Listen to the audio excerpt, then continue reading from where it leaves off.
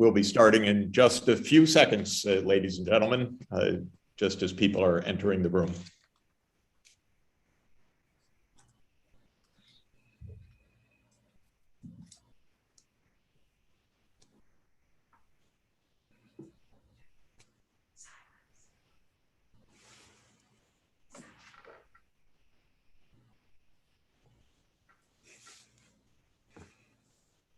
Starting in just a moment. People are still coming in, and we'll get started in just a minute. Thanks for being here.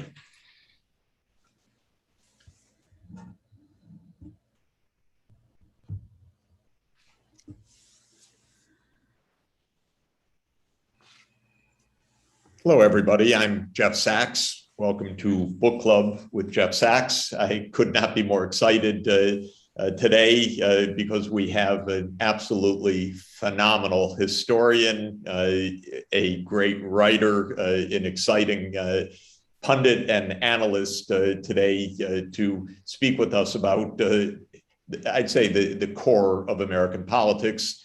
We're with Rick Perlstein, who is the great historian of American politics over the last half century. He's been documenting in a series of bestsellers, big books, really phenomenal writing, Rick. The move to conservative America, especially the America of Ronald Reagan, and we'll talk about it, but I would say of Ronald Reagan basically until today. A big shift to the right in the United States, US politics from the 1980s through the Trump era looks very different from European politics, for example, and it is conservative politics in ways that we'll be discussing. Well, Rick, if I'm not mistaken, you were on the 20th anniversary of your foray into this great topic. From what I recall, in 2001, your first great volume on this theme came out before the storm, The Unmaking of the American Consensus about Barry Goldwater. We'll turn to that momentarily. Then in 2008 came Nixonland, The Rise of a President and the Fracturing of America. So notice the end of the consensus, the fracturing of America. 2014, The Invisible Bridge, the fall of Nixon and the rise of Reagan.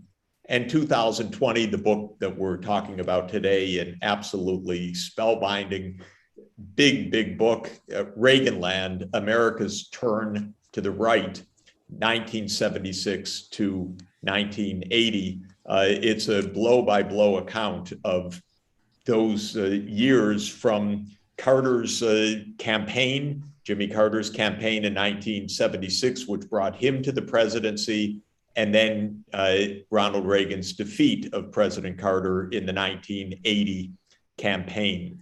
So Rick, 20 years at this, amazing, congratulations. What have you learned? Well, thank you. It's an honor. I look forward to all these questions. I hadn't really thought of that. I'm not really an anniversary guy. And if you, of course, you count the research, it's 25 years since I've been doing this, half my life. I have learned that America has never had a consensus.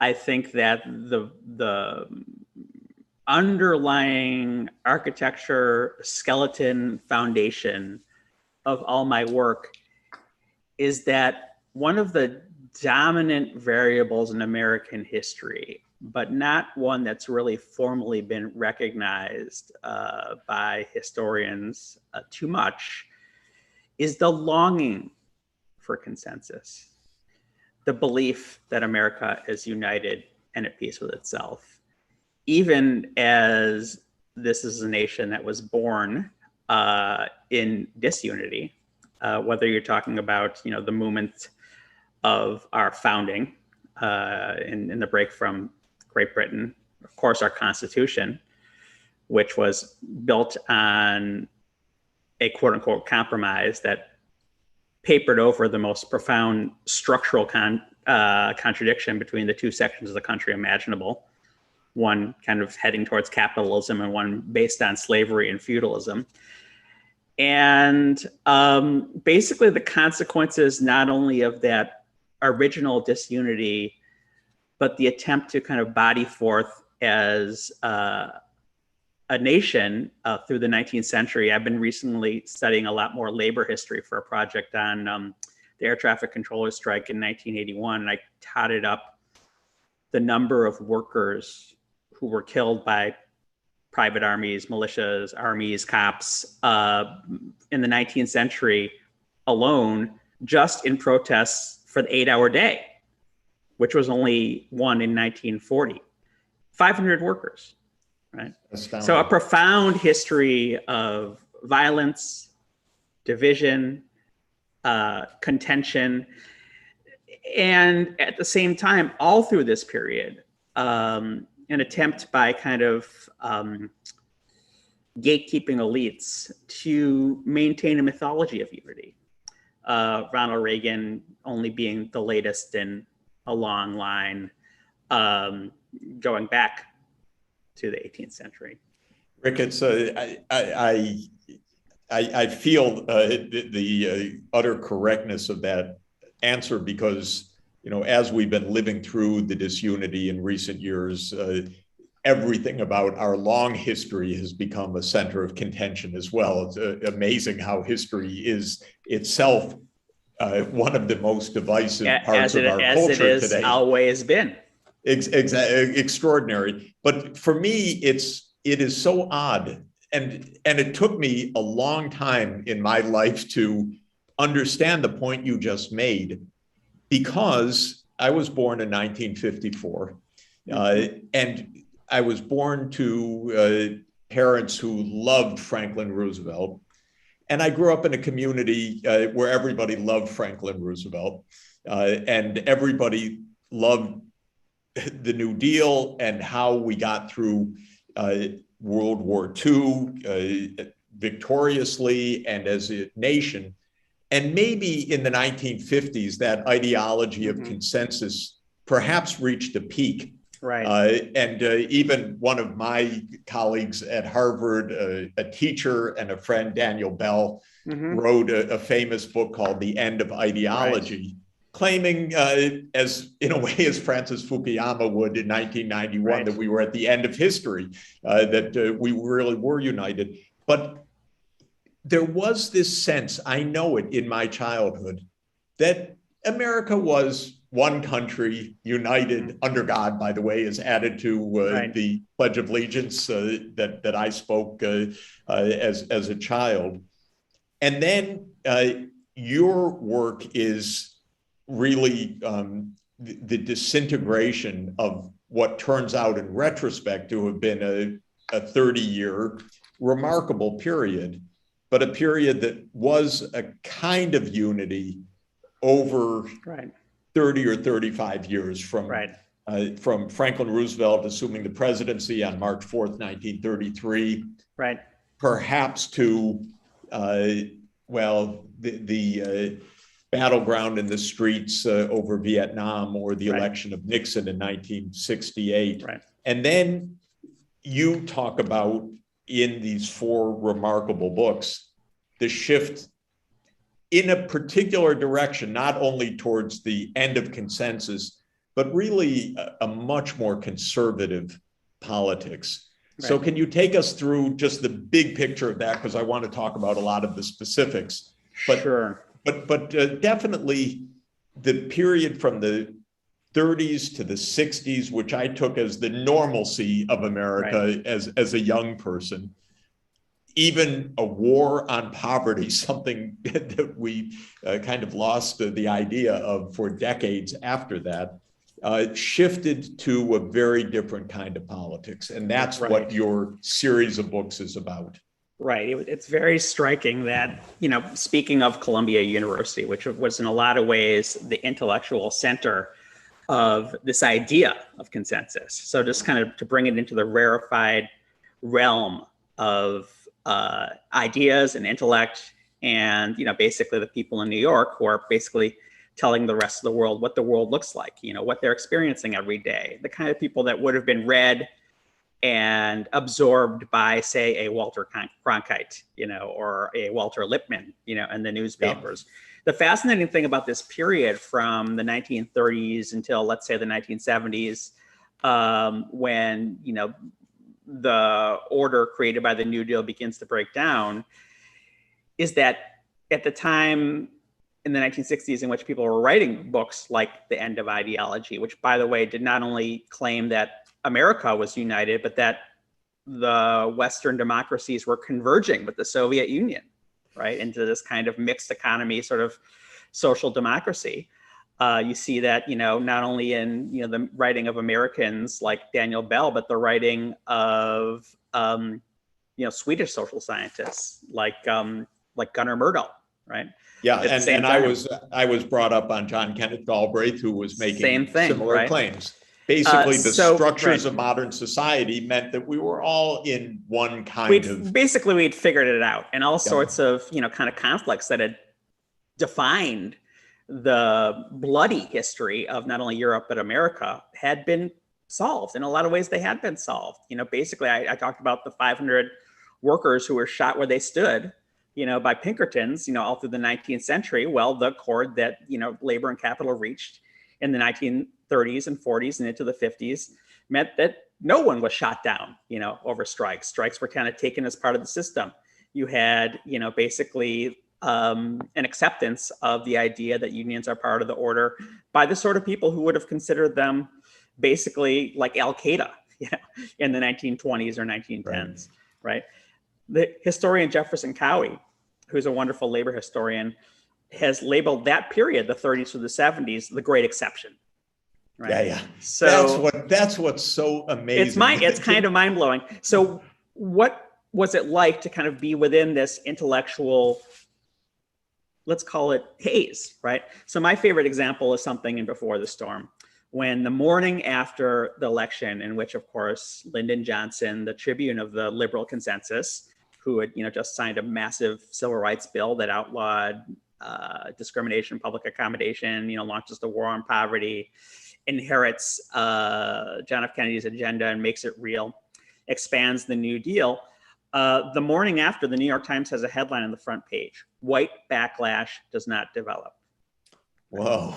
And I that's in the center of the book and the picture. That's the reason for that is people were terrified, basically, that Lyndon Johnson, having signed that bill on July 2nd, 1964, was going to cause a massive kind of rush of voters to the party of reaction, to the party of Barry Goldwater, the conservative. That is signing the Civil Rights Act of 1964. Right. The Republican candidate had voted against that act, right? Which was quite remarkable. It inaugurated a new direction for the Republican Party, the one we know now. Fascinatingly, the very day in which Lyndon Johnson is winning by 1 million votes in California, right, in the place that, is full of these, Orange County conservatives and all these people flocking to kind of join the suburban dream, that same day, 1.5 million voters more, basically by 1.5 million votes, there's an initiative on the ballot for open housing. And 1.5 million voters vote against, more than voted for it, voted against it, voted for the right to discriminate in who they rented their house to in the name of liberty, right? So at the same time as the New York Times was proclaiming that this backlash hadn't happened, in California and also elsewhere, the backlash was basically continuing that original sin of racial domination of whites over blacks. It was completely ignored. Yeah, Rick, and those kind of undercurrents are what kind of drive this first book of mine, Before the Storm, Barry Goldwater and the Unmaking of the American Consensus, that begins in the late 1950s with this group of conservatives who never accepted the consensus. The main constituency we're talking about is kind of business people who own smaller companies that are not kind of publicly traded. They're not publicly facing companies. And they're basically barons of industry that think exactly like the kind of people that were shooting down strikers, in the 19-teens. And they consider Walter Reuther the great hero of the post-war labor consensus. they basically consider him Beelzebub. And they feel completely alienated because the people who are running capitalism, the General Electrics and the General Motors, have accepted the likes of Walter Reuther and the labor management consensus. So they're kind of feeling completely like they're martyrs, even though they might run their cities in the Midwest or in the South. And the fascinating thing that I introduce into this story is that they basically pick up allies among college students, right? The same kind of college students who are disgusted by the incredibly, sort of bureaucratic and alienating and kind of conformist society that the New Left folks are picking up, basically at the same time. And so through this book that basically covers the election of 1958 through 1964, all these people who feel completely alienated from the mainstream of American politics, even though they're fighting for values that you would think that the kind of people in power would support, it's their organizational work, right? It's, William F. Buckley creating a magazine. It's Young Americans for Freedom, organizing young people. It's the Goldwater conservatives taking over the Republican Party from the ground up because the political, basically infrastructure is so weak because it kind of had relied upon this charismatic guy, Eisenhower, who, by the way, the original sin of Eisenhower was that he not only accepted the New Deal, right? He expanded it. He created the Department of Health, Education, and Welfare. He created the most massive federal infrastructure program to that point, the interstate. And that indeed was the reason why it seemed there was a consensus. You had a Republican president. Nothing was reversed of the Democrats. And Hoover was the forbidden word that one was not allowed to speak. If one said it, someone was a Hoover, that meant they were a loser, right? He caused the Depression, right? And one character who lurks in the background of this book, of course, is Richard Nixon. So, Rick, one thing that you said was almost exactly the words that Richard Rothstein said to me when we talked about his book, The Color of Law. Perfect example. Because I asked him, of course, part of the backdrop of this era was the core was the civil rights movement. You mentioned the 1964 Civil Rights Act. It may be the most important moment for us to discuss in a moment. But before that were several Supreme Court rulings, most famously Brown versus Board of Education, which desegregated the schools. And then after that, in the 80s and 90s and so forth, the court swung to the right, which is your story. And I said to Rothstein, how could the court swing so far to the right? And he said, Jeff, that 30 years was the exception of America, not America. And it's fascinating. Part of the ideological infrastructure that allowed this idea that America was uniting was the idea that the South was vestigial, right? The kind of way they did politics in the South, which was basically feudalist, even into the 50s and 60s, a one-party authoritarian enclave, was going away. It was going the way of all flesh, that it was entering the modern world, which meant the liberal kind of technocratic world. And one of my favorite quotations in Before the Storm, when Barry Goldwater wins the nomination at the Cow Palace in what his biographer calls the conservative Woodstock, one of his delegates from Texas says, "We just moved the Mason-Dixon line up to Canada."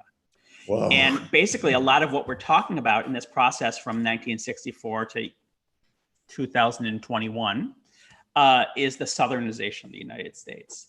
The kind of reactionary, kind of hyper-hierarchical, hyper-individualist, hyper-corporate friendly, and of course, white supremacist politics that had, never gone away. And in fact, was energized by what they called the massive resistance, the Brown versus the Board of Education, organizing to turn whiteness and your right to basically only congregate, integrate, do business with, have pleasure with people of the white race, which basically was accepted, Rothstein is the best scholar of this, as a right, basically, by people all over the country. And that's when we get into the next book, which is basically, you talk about the 1964 Civil Rights Act, the next book, Nixonland, which covers 1965 to 1972. In a lot of ways, the foundation of the whole book is what happened to the 1966 Civil Rights Act. So Southerners loved trolling Northerners ever since the 1940s. I can see it even probably since the 1840s. You claim to be so humane, you claim to be so anti-racist. When Strom Thurmond ran for president in 1948, he quote unquote campaigned in New York. And he said, you people like those Negroes so much, I'll send as many of them your way as you want, right? They can all live in Central Park, right? That's, that kind of trolling is a big part of kind of Southern politics that was, again, nationalized in the way conservatives think and talk now, right? And that was prophecy, because the 1966 Civil Rights, which was going to continue this evolution or revolution following the 1965 Voting Rights Act, was an open housing act. And it was going to take away the right to live in all white neighborhoods. And it was the first Civil Rights Act that covered the entire country equally. And it went down in flames, right? It went down in flames in 1966. A harbinger of that was what happened in Chicago, which is kind of in a lot of ways the dramatic high point of the first part of that next book, Nixonland, in which Martin Luther King came to Chicago to march for open housing in these New Deal neighborhoods where people worked in steel mills, and loved their unions, and had come from Eastern Europe and were in many ways the beating heart of the Democratic Party. And they tried to lynch him, basically. They threw rocks at him. And fall, the open housing is filibustered out of existence. Remind me, I have a vague memory of 1968 Fair Housing Act. Is that right? Yes. What happened 2 years later? That was not the same thing as the 66 Act. Right. What happened 2 years later was after basically Before the Storm is the first book. The Storm is basically the 60s. After the one aspect of that being the urban uprisings of the late 1960s, in which African Americans were so mad they were burning their neighborhoods down. Basically, an open housing bill did pass in 1968, but it had almost no real enforcement mechanisms. Okay. And it was basically an attempt to kind of hold off what was seen as a potential apocalypse. Now, one of the reasons it passed was it included an amendment written by my friend Strom Thurmond, making it a crime to cross state lines with the intent to start a riot. So it was basically this kind of completely unconstitutional law that tried to kind of criminalize, black rage. Now, of course, the Nixon part of it, right, is this guy who ran for president in 1960 as basically a consensus figure, right, was, kind of a Me Too Republican. That was Barry Goldwater's term of opprobrium for people who wanted the dime store New Deal, as he called it, the same New Deal, only cheaper. In 1960, he runs as an internationalist and a statesman, and says, he likes the idea of Medicare too, and again, that Me Too thing. By 1968, when he runs for president, after lots of melodrama in between, he basically runs as a law and order Republican, imitating the rhetoric of this crazy actor from California, who was taken seriously by no one, who won the California governor's race in 1966 by talking about able-bodied men sitting lazily on porches and getting welfare, and students who should be kicked out of their universities for protesting, and saying he believed that people had a right to sell their house to whoever they liked, because the Constitution, after all, enshrines liberty of property, and that's Ronald Reagan. And so Ronald Reagan, kind of is the presiding spirit in a lot of these books.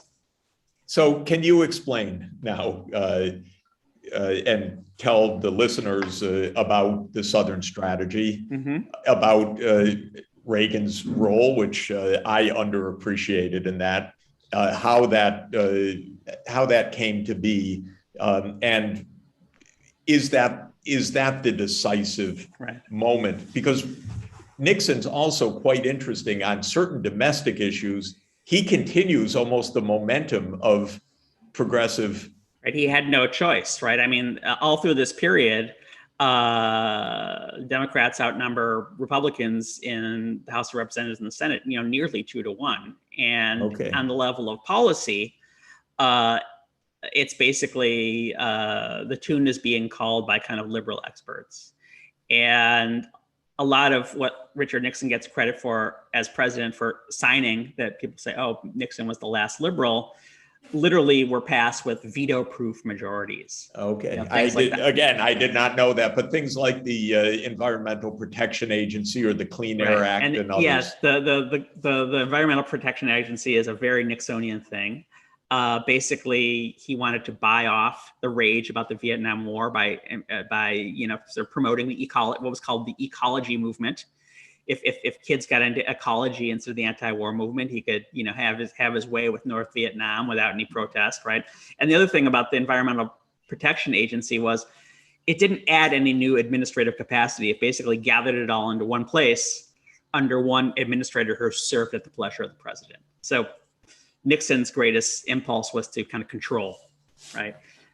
And he loved the idea of dividing the opposition. So, for example, he supported affirmative action in federal contracts because he wanted civil rights activists to be mad at union members and union members to be mad at civil rights activists, because the whole idea was to divide the Democratic Party in half and end up with the bigger half. That was Pat Buchanan's formulation. So that was the Southern strategy. Right. So the Southern strategy, right? The idea kind of coming out of Lyndon Johnson and Goldwater and the terror in the South, right?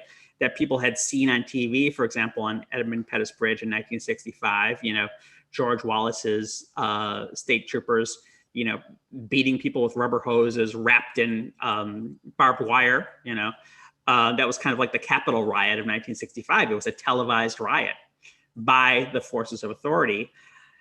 The South was seen as something that was shameful, right? And all good and decent and honorable politicians, all men then, were supposed to, turn away from that and recoil in horror. So the South's reaction would, go away. But the founding act of Richard Nixon in winning the nomination against the late inning challenge by Ronald Reagan was a deal he made with Strom Thurmond, in which Strom Thurmond's delegates that he controlled promised not to vote for Ronald Reagan in exchange for Richard Nixon giving the South a veto power over his running mate, which turned out to be a kind of reactionary Maryland governor named Spiro Agnew, who was basically famous for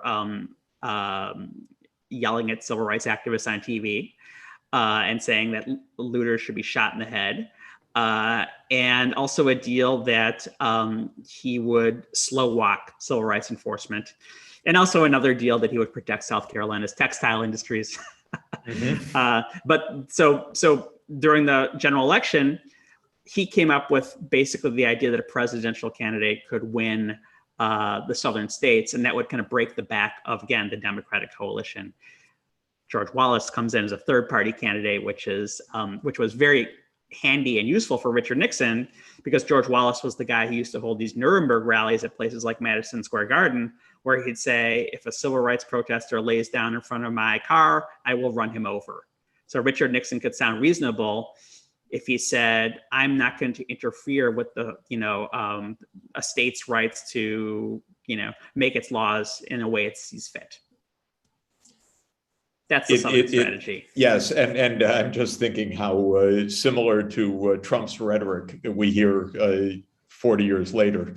And he got 12% of the vote, I think, but he was up to 20% until he chose a running mate who basically appeared more than enthusiastic about the idea of launching nuclear weapons. That was a Bombs Away LeMay. You might remember him. Parodied in Dr. Strangelove.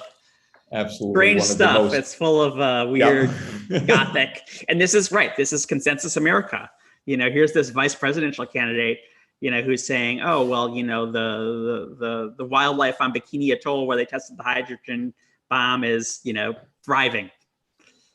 So, Rick, the 60s, the 68 election is really, as you've described it compellingly, a shift due to the white backlash.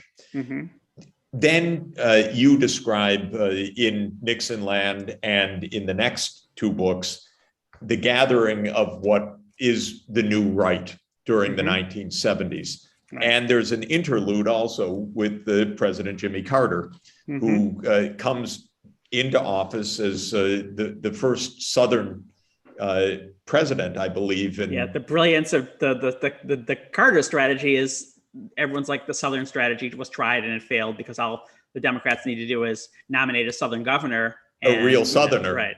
And of course, they tried that twice and it was quite successful. So your thesis about the Southernization of America is literally first the Southern strategy, then the election of a Southern Democratic governor, a very decent man who has a somewhat hapless period in office, as you described in Blow by Blow, and I want to go over that. But during the 1970s, lots of different pieces of the new right come together, not only the racial issues, which are clear, but the rise of Christian fundamentalism as a political movement. Right. The backlash actually to the nascent environmental movement you describe, or the libertarian ideology economically. Right. The tax cut ideology, which maybe one could argue has always also been part of American history, because we were born in a tax revolt and we remain in a tax tantrum to this day. But could you talk about this gathering of the different coalitional forces, and how do we understand, I'd say, the most basic issue, which is that the white working class, which was the core of the New Deal Democrats, ends up as the core of the new right Republican National Party. Right. So there's a lot of moving pieces there, but let me start with that key word that you raised, coalition. And just to say about the moving pieces, I want to tell the listeners, Reaganland is, I think it's about 1,000 pages. I have it only in the ebook and the audiobook version, but it's about 1,000 pages of all the moving pieces. So delicious to listen to, unbelievable, especially for someone like me who lived through it, to be reminded of every one of these things. It's a lot of pieces, and you include all of them, which I love, Rick. So the paperback's coming out in a couple of weeks. So excellent, wonderful, a little lighter, but the coalition is important, right? So any successful politician in a nation as diverse and contentious as ours has to put together a coalition. The two major pieces of the coalition that are new, right? I mean, you're an economist. The margin is important. What's kind of on the margin, right? What does Reagan add to the previous kind of status of forces, right? And the one is basically a group of people called the New Right moving into the Christian right, same people basically. And the key insight that the New Right, which was basically a name for a bunch of very, very cunning organizers that are very conservative and have a profound power lust and basically go right up to the edge of, let's say, cutthroat tactics, using, basically campaign finance laws and kind of big lie propaganda at that time. This is Richard Viguerie, Richard Viguerie, Paul Weyrich, Howard Phillips, and lesser lights. Very with clever. Lots of allies. Their profound insight is that they love Barry Goldwater and they want the same policies that he advocated in 1974, but he lost because he spoke very frankly about policies like, privatizing the Tennessee Valley Authority, privatizing Social Security, ending the progressive income tax, ending farm subsidies, all these things that are extremely popular and that people have a very intuitive grasp help them, right? This is the state writing checks to ordinary Americans and building the middle class. So their profound insight is they actually take the things that people are viscerally angry about, that a lot of political pundits especially say are just the sort of things we shouldn't talk about, because then you're kind of poking the bear of the divisions in American society and say, no, this is exactly what we're going to do. They actually prospect for division, right? They search it out very aggressively. The paradigmatic case is 1974, in which basically fundamentalist Christians in Charleston, in the hollers around Charleston, West Virginia, are enraged about the textbooks that the cosmopolitan liberals who are on the school board of Kanawha County, West Virginia, have chosen for their children. It's uncannily like critical race theory. Basically, Boy, they're saying they're familiar. making our kids read James Baldwin and learning to hate America, and basically the most profound rage was about a textbook that asked students to compare the Greek myth of Androcles with a Christian myth of Daniel in the lion's den. What, a Christian myth? No, this is revealed truth, right? So they're trying to force satanic, anti-godly textbooks down our throats. And it becomes so passionate that activists, again, very familiar, dynamite the school board, throw bombs through the windows of schools. And instead of saying, oh my God, this is horrifying, this nascent new right, in the form of their think tank, the Heritage Foundation, sends representatives to Kanawha County, West Virginia. They send a lawyer to represent the guy who's accused of bombing the schools. And they send organizers to introduce them to other anti-textbook organizers around the country, for example, in Texas. Again, this idea of the Southernization of the United States. And that is the paradigm for how they basically create a base of people who are union members, white working class people, and they make the terrain of politics cultural division instead of those wonderful, kind of social democratic values that the Democrats, since the New Deal, have delivered. The Tennessee Value Authority. I'm a big bass fisherman. There's lakes all over the South that are named after dead Democratic politicians, right? Where people get to enjoy fishing and electrical power that the Democrats gave them, right? No one shoots Santa Claus. They're saying, well, guess what? Santa Claus is turning your kid into a pagan, right? Rick, I just came up with that formulation. Yeah, it's interesting you mentioned heritage. When I was just in grad school, suddenly a number of foundations emerged. Heritage was one of them. Right. Olin Foundation was another. Right. And what they use this base to kind of create policy arguments that but by the way, are Goldwater, right? As an innocent grad student, I didn't understand that this was part of a political movement. Right. But if you could say something, because it's, a fascinating part of this is the political marriage or coalition of the wealthiest Right. Americans. Well, that gets to the next part of the coalition, which is the corporate part of the coalition. So they're able to bring the working class and the richest together, which is an amazing political feat. It's remarkable. It's really fun to tell this story, right? And the halo has kind of just visited me from above through my skylight. So we'll consider that the spirit of Ronald Reagan shining down on us. And what he's telling us is, well, these corporations like the General Electrics and the General Motors, who have accepted unions as basically the price of doing business and consider themselves partners with the regulatory state, the administrative state, as they call it now, right? What happens in the 1970s is their profits start declining. A lot of this has to do with, basically the third world saying, basically the resources that are beneath our soil belong to us, This is, the Arab oil shock of 1973. Just to that was my dissertation, by the way. So fantastic. What about Jamaican bauxite, right? So there's all sorts of ways in which corporations are like, wow, maybe we need to revisit this American consensus, this labor management accord, this accord with the state, and the kind of companies that form the base of Goldwater. Right. I talked about those smaller corporations that were kind of like more sort of Midwesterns. Basically there were suppliers for General Motors. They basically, and I narrate this happening, at the meetings in which it happens, they basically prevail upon the blue chip companies that they have to basically become Goldwaterites.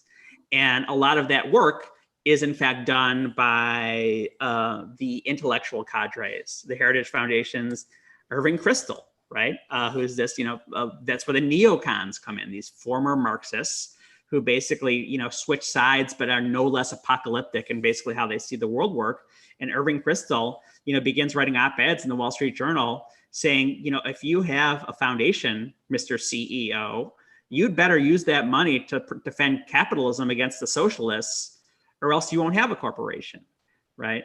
And so these people are kind of rushing into what becomes the Reagan coalition. By the way, Reagan is not the head of this coalition in the late 1970s. He's still seen as this embarrassing actor. Part of the fun of telling this story is, they all want John Connally, right, the former Texas governor who has completely charmed the media with his loose and his loose and charismatic ways. But anyway, so now you have this coalition, and literally it's the same people introducing the new right to the corporate, lobbyists. I have a meeting at Richard Viguery's home in which all these people I'm talking about basically meet with the lobbyists for companies like General Motors. And they say, and then this election coming up in 1978, we got to start throwing our money to conservative challengers instead of Democratic incumbents who are committee chairs. Basically, they become insurgents. I call them the boardroom Jacobins. Now, where does Jimmy Carter come in? This poor, sad sack guy who inherits this, economic ordeal where suddenly you could tell the story much better than I. Keynesianism suddenly doesn't seem to work. It's like riding a bicycle that slips the gear, and you can't, you pedal and it doesn't work anymore, and you're getting stagflation, which is theoretically impossible, right? And this whole virtuous circle that drives the New Deal into the mainstream of American politics, which is that the government spends money, puts it in people's pocket, they spend it, they stimulate the economy. It's a bottom-up, center-in growth strategy that you've written about quite eloquently, right? And suddenly, because of exogenous factors, I would argue, basically it makes all the intellectuals and the people under the Capitol Dome and the advisors who advise them say, wow, we got to try something different, because 10% unemployment and 10% inflation, and you have these intellectual entrepreneurs who are basically offering up on a platter these panaceas. And the fascinating thing about it, my favorite part to write, maybe your favorite part to read, was the ones who won that intellectual fight were not the ones who had the best Greek letter equations, right? But the ones who had no equations at all, no models, no footnotes, but were able to tell the most simple, digestible, politically palatable story, which is that if you cut taxes for everyone, you'll get the miracle of the loaves and fishes. And that's where you get your colleague, Mr. Mundell and Laffer and all these literal quacks, right? Who still come back under Donald Trump and prevail upon even the Democrats to cut capital gains taxes. And this whole system that had given the Democrats this profound political power, joining, again, corporations and working class people, just like the Republicans did, it breaks down and provides this opportunity for these ideological entrepreneurs, of which Ronald Reagan is one, to basically platform this idea that we can bring America, we can make America great again. That's my 4 books. and amazing.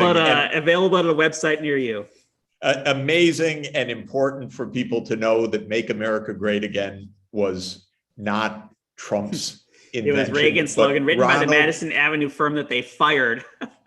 Ronald Reagan's slogan in 1980. Almost nobody knows that. By the way, except my readers.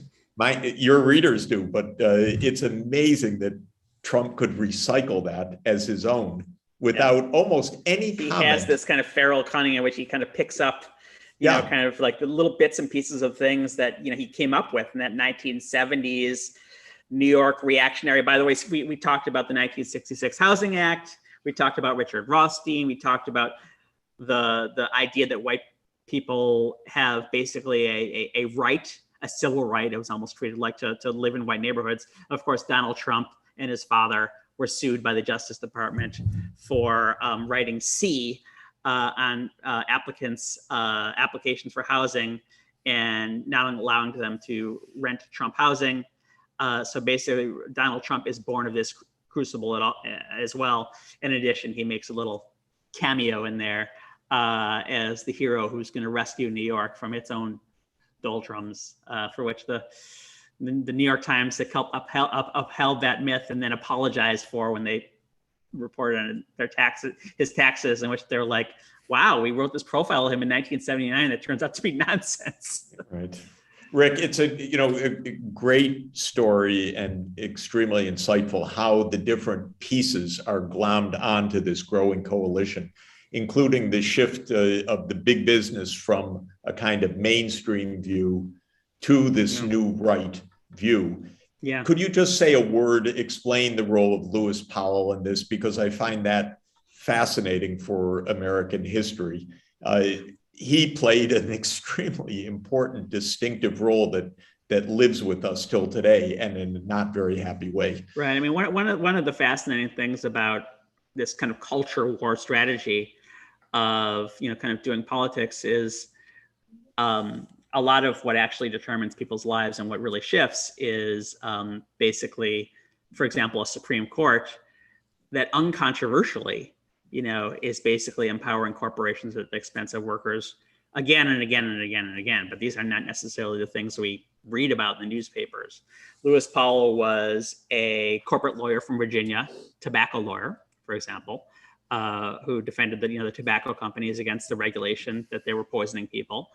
And he had a neighbor who was was it Olin? I'm kind of missing out, but he had been the head of the American Bar Association, and I think it was in 1971 when he writes this memo in which he basically says what I point out the Goldwaterites were telling the corporate elites, that unless you guys basically actively defend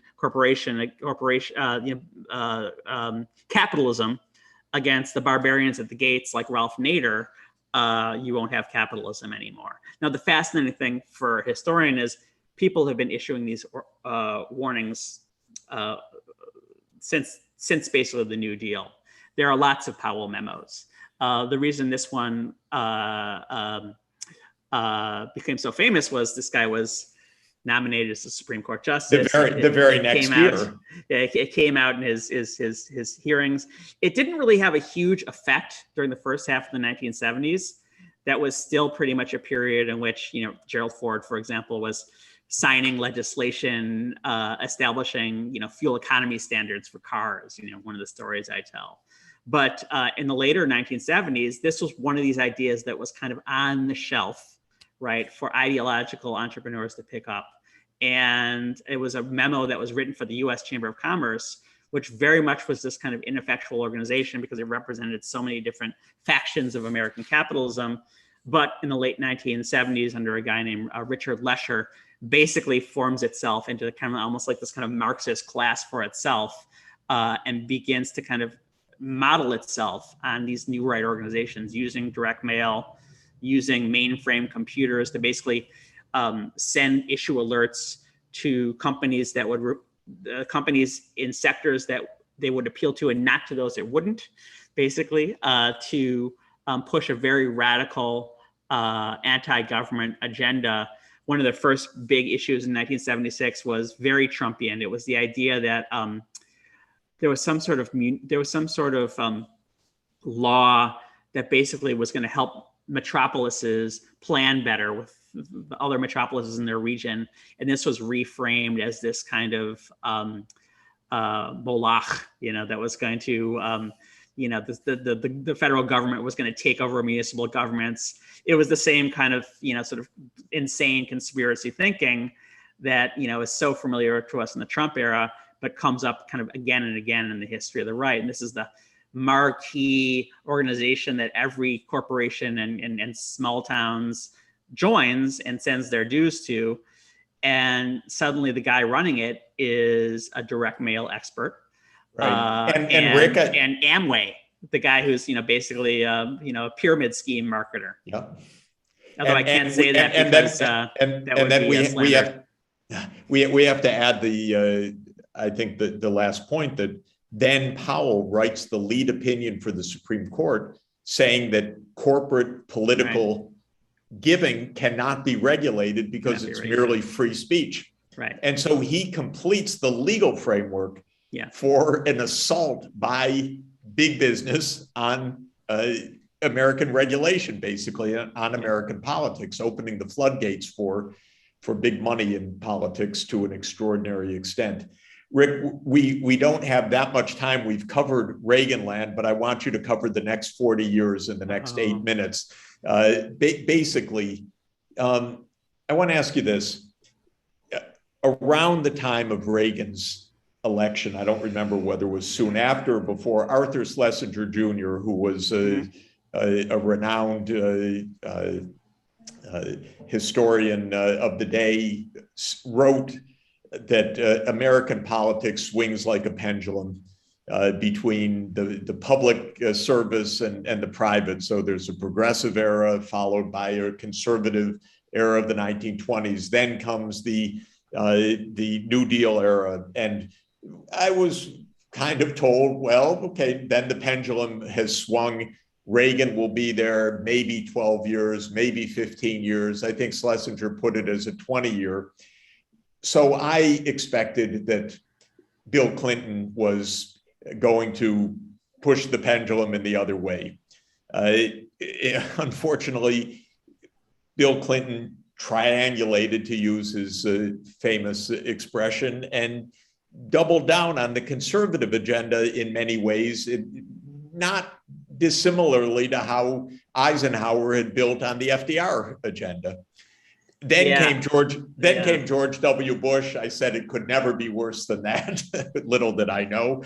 Then we had Obama. I said, well, that's the shift back. That was followed by Trump. So I want to ask you the big, the $1 trillion question now. Now we have to do it in $64 trillion questions.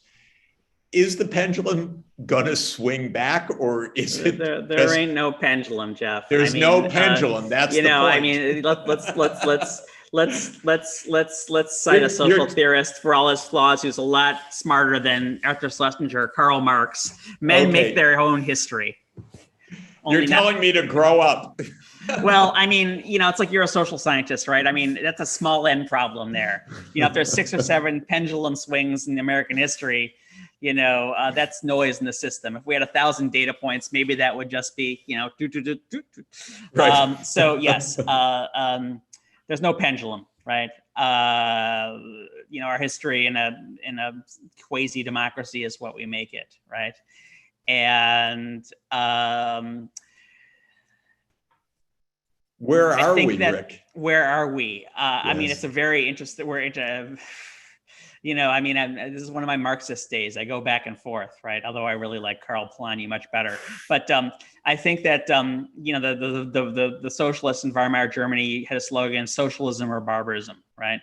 It's kind of a hinge movement in which either we're going to kind of descend into the morass of the pitiless war of all against all, or we're going to begin to build a system that's kind of fit for human beings to live in. And I really feel like this is the kind of movement we're in right now as we speak. The House of Representatives is holding a hearing, investigating the armed mob who rampaged the seat of government looking for congressmen to lynch. Can you imagine, someone told you that would be happening, when you were in college at Columbia? I mean, it's just like, mind blowing, right? But on the other hand, we have a Democratic president who is speaking on one side of a labor dispute, on the side of labor for the first time more aggressively than even Franklin Roosevelt ever did. Is proposing, massive infrastructure. Think of those dams that built all those lakes, right? But these ones are actually to help the environment instead of harm it, right? And, universal broadband and maybe some free college. And we're seeing a reckoning with America's racial past that, as all such reckonings, have brought a profound backlash. But, we have a young generation of not only politicians, but activists who, grasp that the panaceas of this former generation that, swept up a lot of Democrats in, its wake is why we ended up in this, perilous state, right? So it's a moment of, I think, really on the hinge between peril and promise, and demands acts of creative and energetic citizenship by all people who care about reality and justice and freedom. Between Peril and Promise sounds like a great title. So I'm going to ask you as a closing Peril question. and Promise, pretentious. What's next in this remarkable series of yours? I'm going back to the 1830s. Are you? That's something I've been thinking about, my next big project. But I'm thinking about pulling together a anthology of my journalism that I've been writing for 2003, documenting basically how, in a lot of ways, the world that Ronald Reagan gave us became the world that Donald Trump gave us. Yep. Starting with the 2003 recall campaign in California, which was basically an anti-democratic, big lie propaganda purge of a duly elected Democrat, based on the idea that he was going to give illegal immigrants driver's licenses so they could take over the state. So I'm thinking about an anthology, a Rick Perlstein reader, to answer all the people who say, why don't you write Trumpland? I always say, I already have, read the articles I've been, writing for the last 20 years. But I've been working on this for 25 years, and I'm going to head in hopefully productive new directions. Well, it's phenomenal. You've given us the most comprehensive, richest base for understanding where we are right now. And as you describe it, it is indeed a hinge moment. I want to have you back when that anthology is put together. We can talk about that and talk about what is happening. But on behalf of everybody listening in, Rick, let me thank you for your remarkable work. Thank you for a fantastic conversation today. I'm just grateful and so delighted to be able to hear this wisdom and these nostalgic moments also of hearing about our recent history.